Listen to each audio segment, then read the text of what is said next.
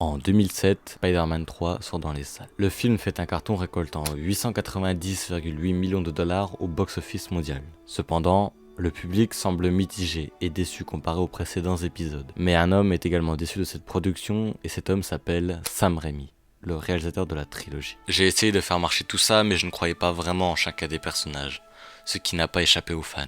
Si le directeur n'aime pas quelque chose, ce n'est pas juste qu'il détruise ce que d'autres personnes adorent. Je n'ai pas su relier les différents protagonistes entre eux et les faire avancer comme il le faut, dira Sam Raimi. Il fut frustré d'intégrer Venom sous la pression de Sony, notamment du producteur Avid Arad pour son Spider-Man 3 alors que celui-ci le détestait. Il ne le comprenait pas et aurait même déclaré qu'il ne pouvait pas surmonter le manque d'humanité de Venom. C'est un personnage que les fans adorent et qu'ils veulent voir dans le film. Bref, Raimi veut donc s'attaquer à un 4ème opus, histoire de redonner le blason à la saga.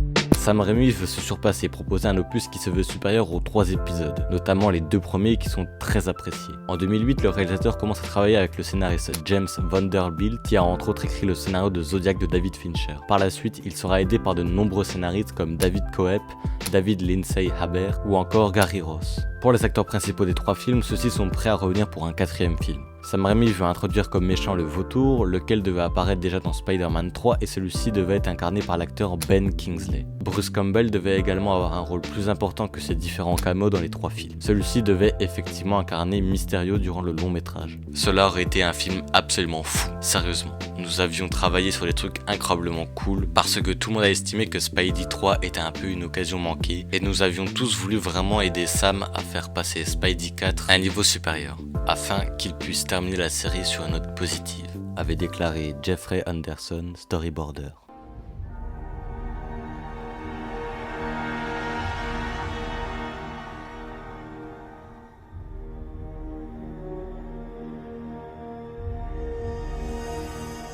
En avançant sur le projet, notamment sur le script, Raimi décide d'incorporer la Chatte Noire qui serait incarnée par Anne Hathaway. Cependant, le scénario ne satisfait toujours pas le cinéaste, donc celui-ci le retravaille jour et nuit. Plusieurs idées comme un Spider-Kid enfant de Peter Parker et de Mary Jane, ou encore les Sinister Six devaient être de la partie. J'aimerais voir Electro le vautour et peut-être même les Sinister Six regroupés en équipe pour vaincre Spider-Man, confie le réalisateur. Sony, eux, ne semblent pas très emballés par le méchant du film, ceux-ci souhaitent le lézard comme antagoniste, qui serait incarné par le professeur de science de Parker que l'on peut apercevoir depuis le premier Spider-Man. L'idée ne déplaît pas au réalisateur, mais celui-ci dira « Le lézard est probablement l'un de mes personnages préférés, mais Spider-Man 4 devra commencer par le voyage du personnage principal pour arriver au méchant approprié. » Le studio avait tellement confiance en Raimi qu'ils auraient demandé au scénariste James Vanderbilt d'écrire un scénario en vue d'un Spider-Man 5 et 6.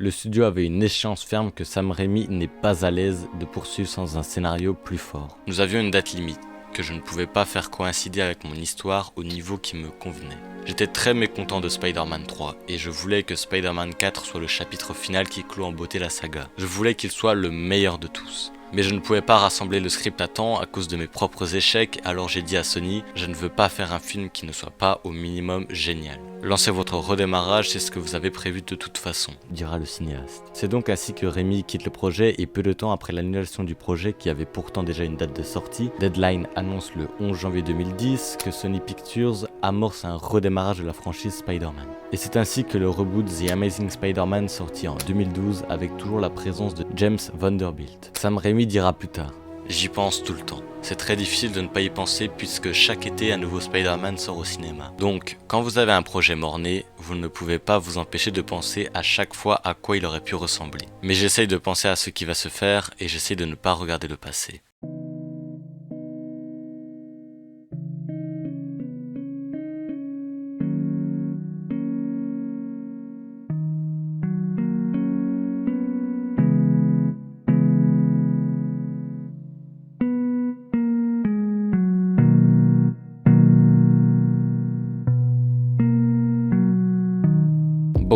faut savoir que le film était vraiment bien parti pour sortir, mais malheureusement la volonté de Sam Raimi de faire un meilleur film a fait perdre patience à Sony qui voulait absolument un Spider-Man dans les temps. Je pense que le film avait un gros potentiel, mais il aurait fallu plus de temps pour peaufiner le script. Spider-Man 4 se voulait être le meilleur opus de la franchise et être un final en apothéose. Aujourd'hui, Raimi s'en mord les doigts de cette suite inachevée.